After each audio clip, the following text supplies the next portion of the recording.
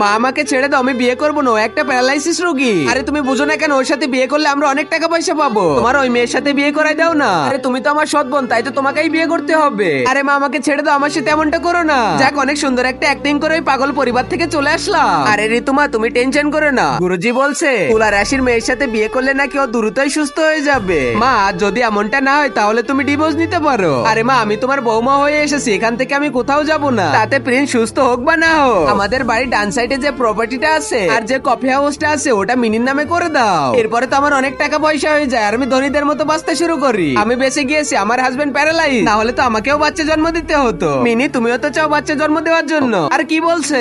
আরে আমার হাজবেন্ড তুমি কত ভালো না, তুমি সিগারেট খাও না মদ খাও। আরে মা এদিকে দেখো, তোমার জন্য আমাদের পারিবারিক গয়নাটা এনেছে, এটা তোমার জন্য। কিন্তু এটা নিয়ে আমি কি করব?